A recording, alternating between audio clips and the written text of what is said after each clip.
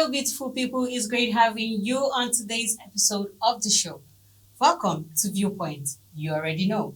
Talk show where they talk as EB. As usual, we'll delve into topics that range from politics, education, current events, entertainment, social issues, health, and so much more.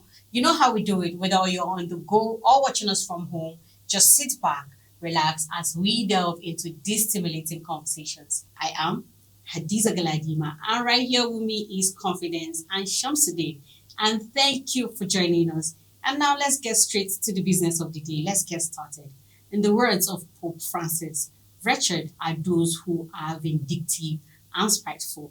We will be talking about the latest move from the Edo State Government House as Deputy Governor Philip Shaibu and his staff have been sent out of the Government House. We will talk about rekindling lost passion, that is, strategies for reigniting your passion in areas where it was waned. And later on the show, we will talk about spilt bills in relationship or marriage. All this and more after the break.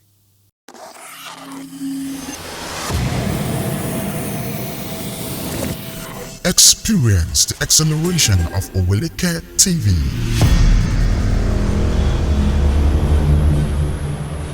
Get the latest news from the glitz and glamour of the entertainment industry to the pulse-pounding realm of sports.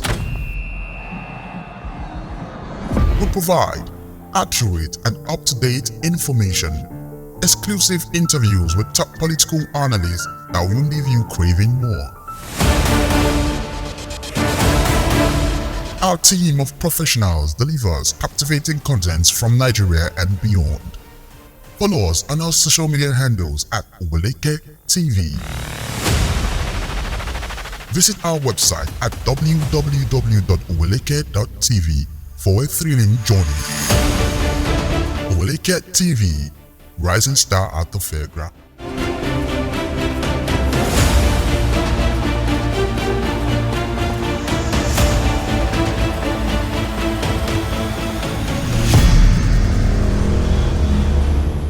Welcome back. This is Viewpoint, talk show where they talk as EB.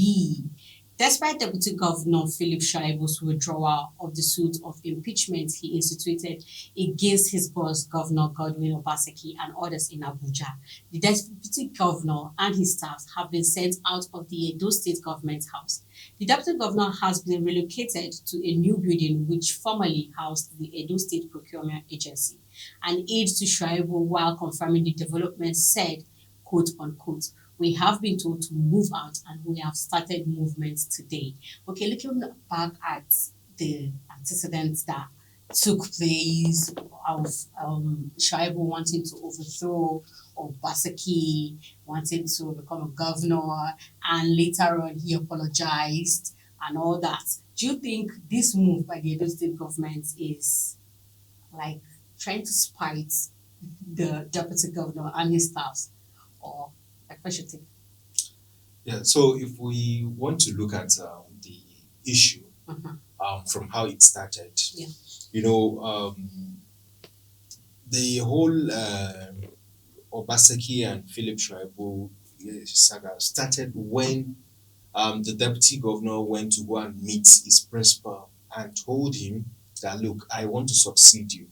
And at that time was when they started having the issue of what will happen. So that's just the major issue. And if you want to now look at it, that okay, what should have actually necessitated that?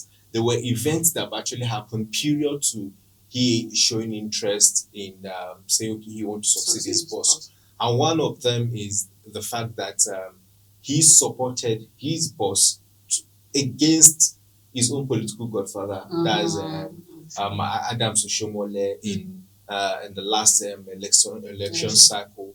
And within that period, there were a lot of things that were at stake for him.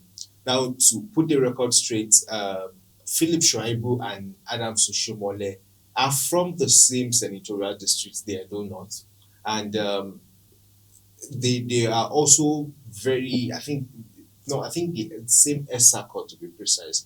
So and they worked in the same administration during the Shomole's time, yes. different times. Yes. So, and yeah, they've been like a godfather, godson kind of approach. So when the Shomole was leaving office, so he felt it was okay, fine. Let me compensate this guy by bringing him as a deputy to Obaseki. So they did that, and after 4 years, he discovered that they were not no more loyal to him, and they had to now say, okay, what happens? So instead of when Oshomole, when it was crystal clear that Obaseki is not going to get the tickets from the APC, so he and there's Obaseki and Philip Shuaibu were the one that they went against Oshomole's choice, and they cross-carpet to the PDP, and Philip Shuaibu was there. So one would say, okay, Philip Shuaibu has actually been a loyal boy to his leader or his boss, Obaseki. And at the point, at different media interview, the governor, Godwin Obaseki, has actually said, he said, okay, yes, he confirmed that his deputy told him that he wants to succeed him. But then he told him that he shouldn't make the declaration yet, that they still have an administration to run. But he said that the deputy was not patient enough.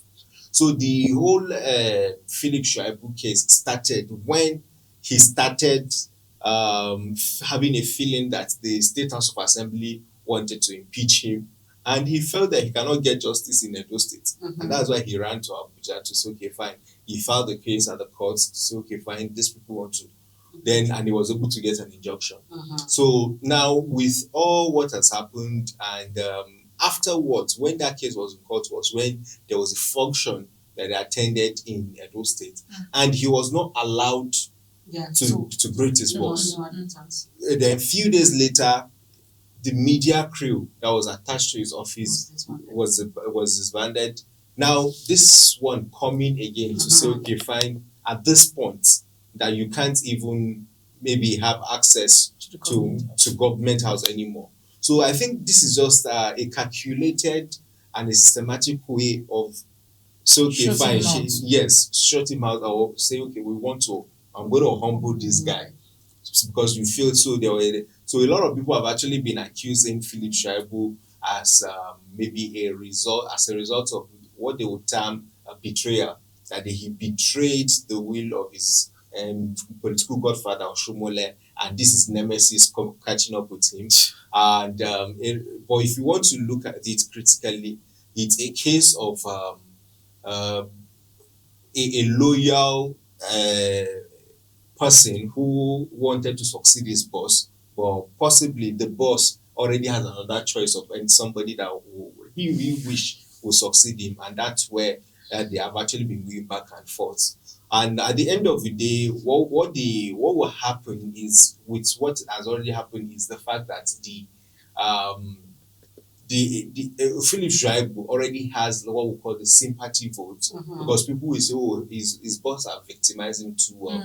Please, let's actually vote for him and all that. So one thing that is actually very important to note is everybody, irrespective of your political affiliation or anything, has the right to vote and be voted for.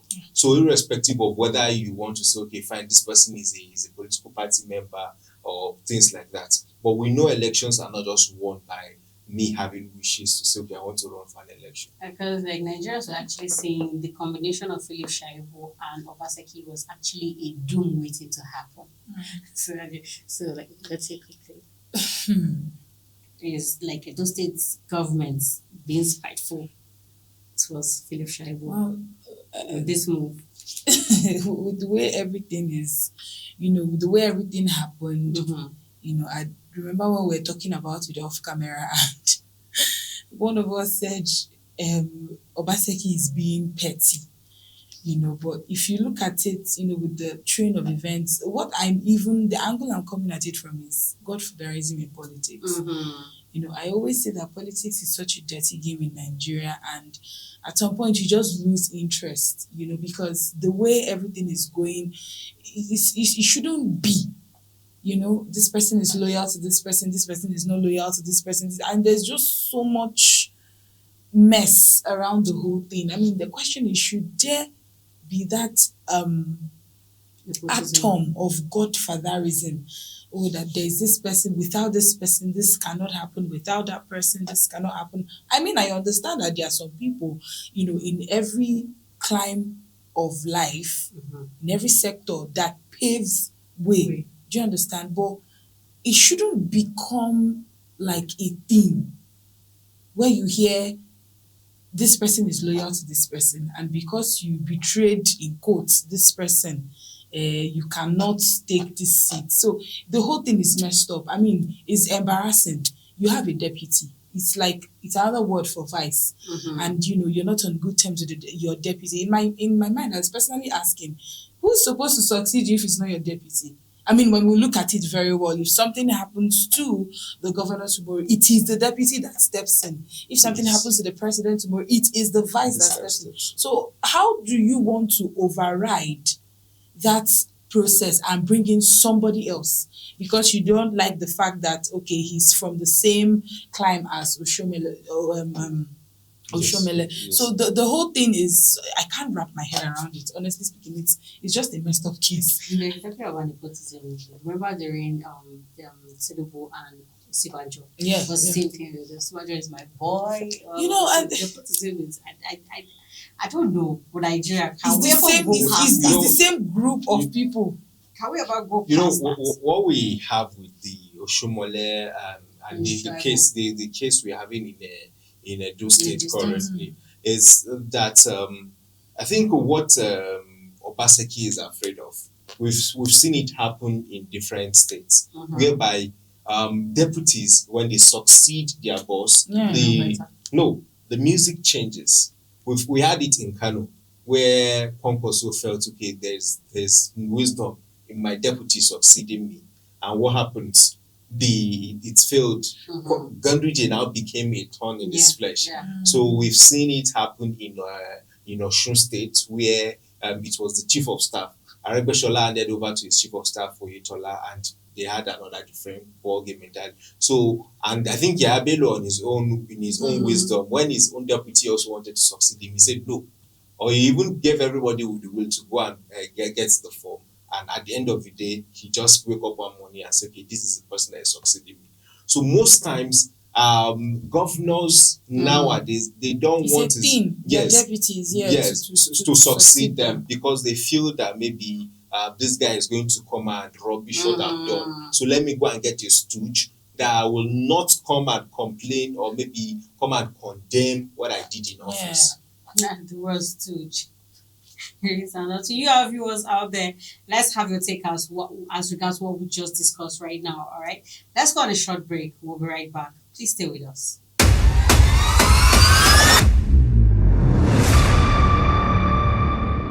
Welcome back. Now moving on to our next topic, we will be talking about rekindling lost passion, that is strategies of reigniting your passion in areas where it has waned. So losing passion can be inevitable, but how we choose to respond to it is within our control. Life can be challenging and it's easy to lose sight of our passion as we navigate through the ups and downs.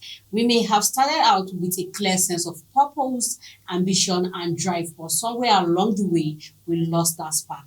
However, all hope is not lost because it is possible to rekindle that lost passion.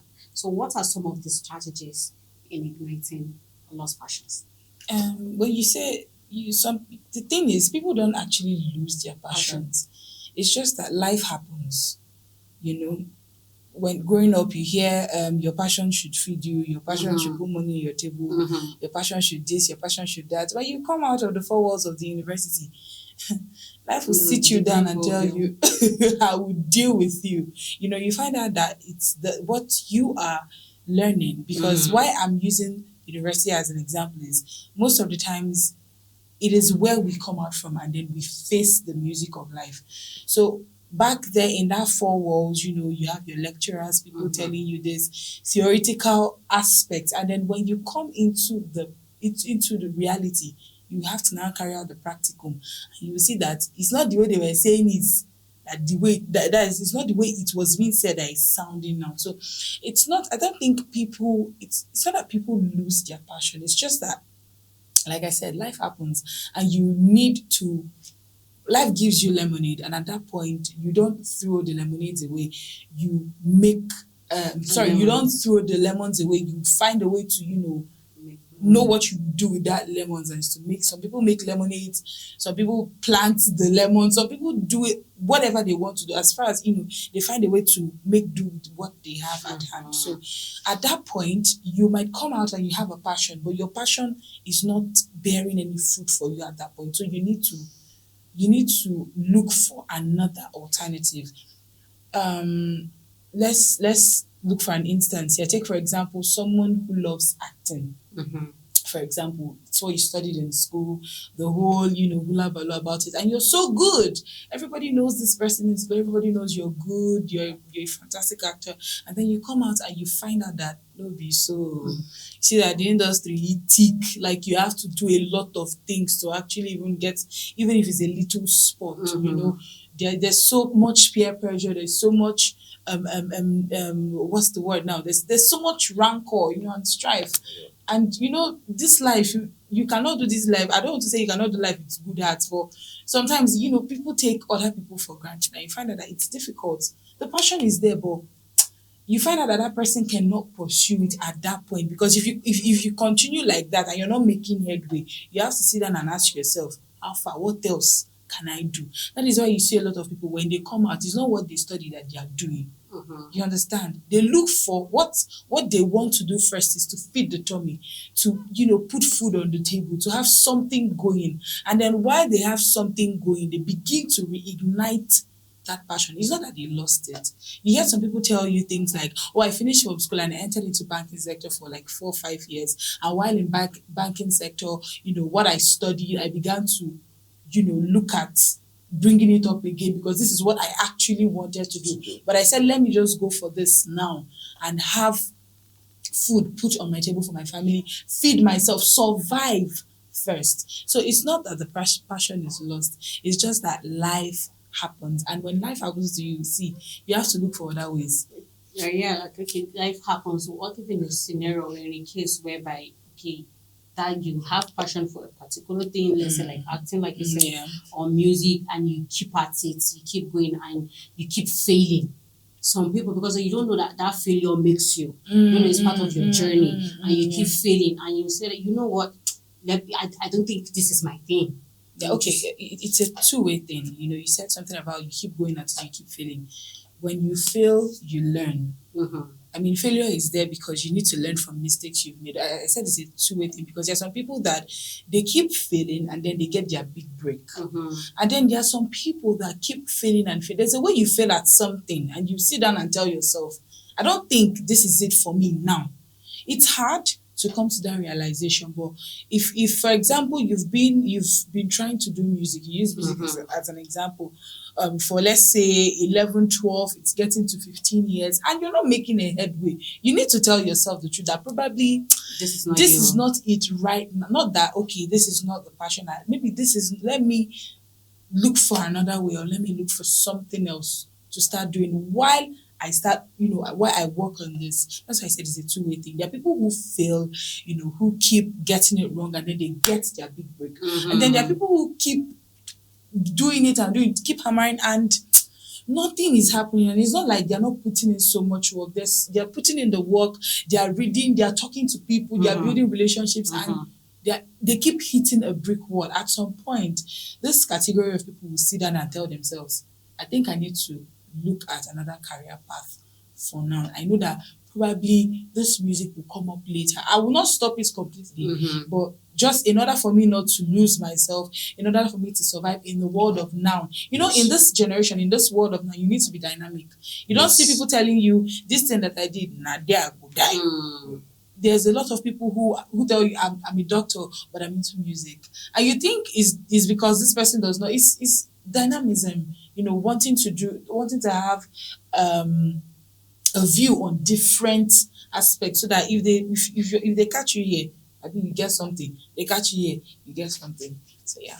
So what are some of the strategies you take?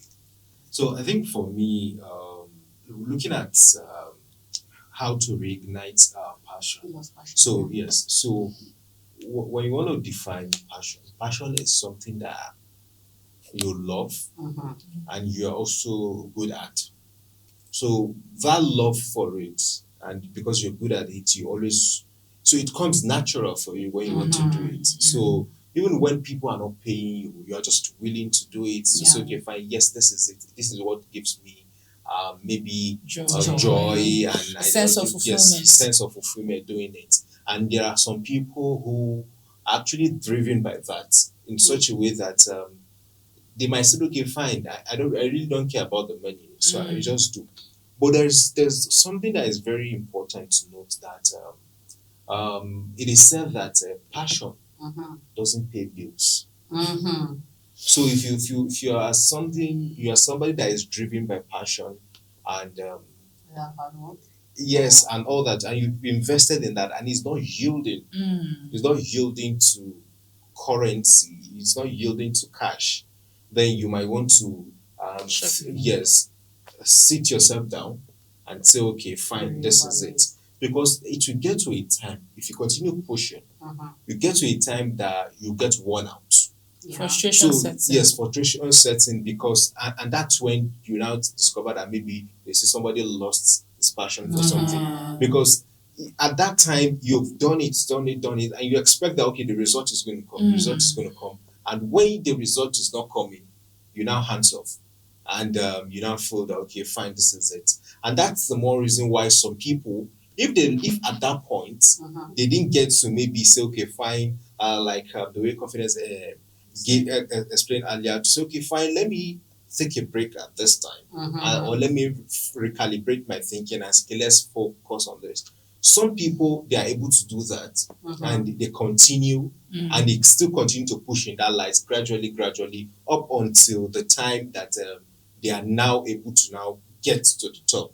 So some people will tell you, like, if you want to listen to some of the celebrities, it's okay, I did maybe carpentry, I did this, while at the same time I was doing, maybe I was I was getting 10K, I was getting 5K, I did a lot of worker pass, and I was still doing this. But now they've made it in the industry. But some people, at the point at which they continue pushing their passion, and they discover that it gets to like maybe it's like the end of the road for them.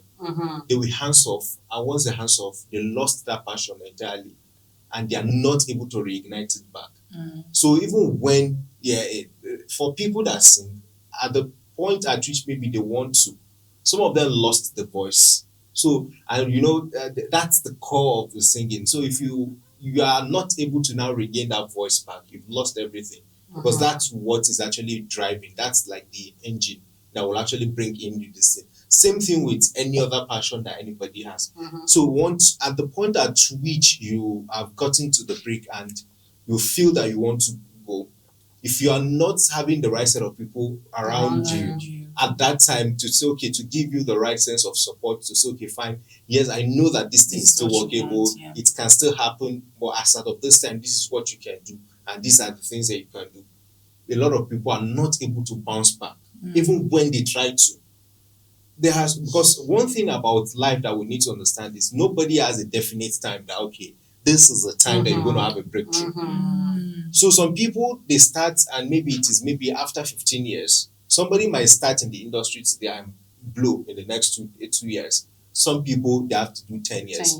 So what keeps you going within that period? It's what is actually very important. Well, that means you just have to reevaluate yourself and surround yourself with the right people just to get things in place. All right, let's go on a short break. We'll be right back. Please stay with us.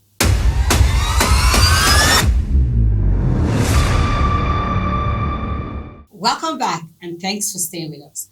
Up next, we will talk about shared responsibilities, or let's say split of bills in relationship or marriages.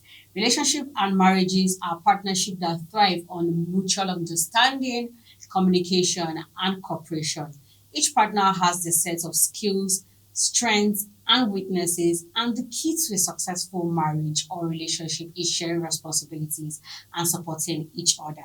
In a recent controversial interview, a popular Nigerian content creator and skit maker Kiki hinted that women should try and share the house rent bills with their husbands. The content creator spoke about why most women are not respected in their homes.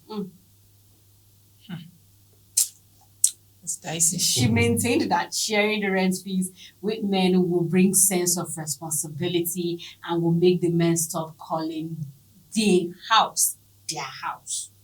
So because we're sharing house rent now, the man now will not tell you that it's like they will not call it their house. But even if you split the bills, to be honest, a man is always the head of the house. Yes. So it will always be his house. Let's call the fact a fact, as in it's a fact. So she said, like she queried, or she said, how can you be living in a house and you're not paying rent?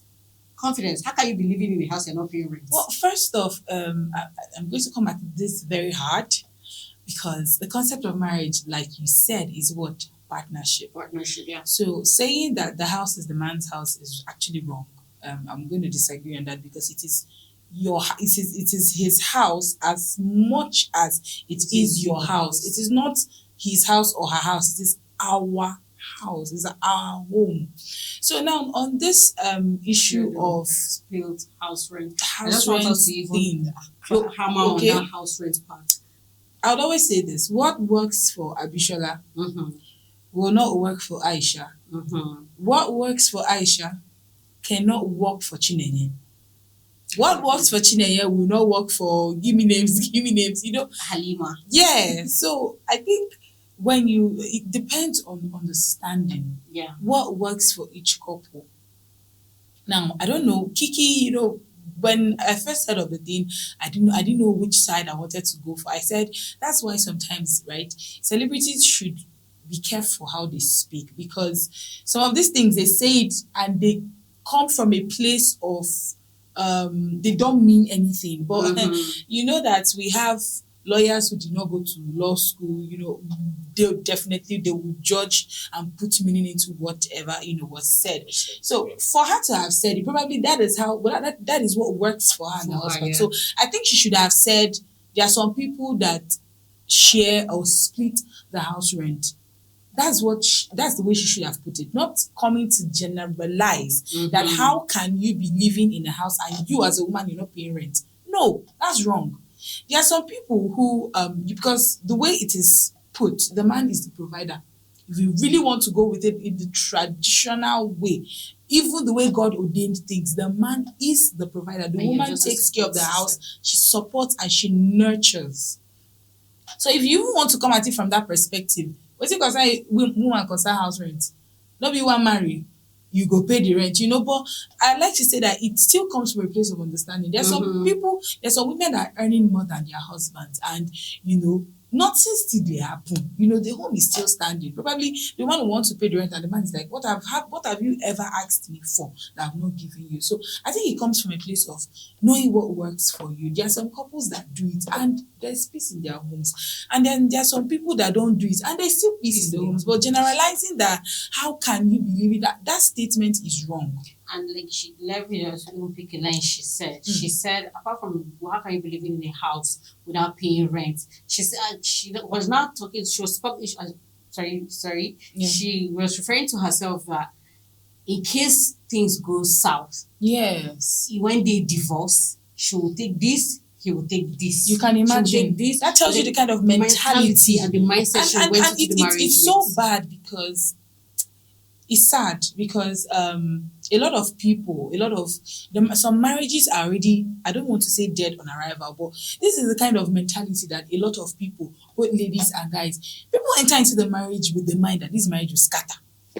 And you see that sometimes we'll say it's the devil's handwork. It's sometimes it's the tongue, it's the mindset, it's the way you prepare yourself. You've already told yourself, you see this marriage, anything you've not entered yet and you're already telling yourself, if the man do anyhow. If you see a lot of women telling you, I want to have my own money, not because they want to have their own money for themselves, they want to have their own money so that the man oppress them, they will give the man shege banza. And there's no way that partnership is going to work. I mean, two partners are coming into, an agreement, and one party is already saying, let this my partner behave anyhow first. I already have, things on ground that I'm going to use. And how is it going to work?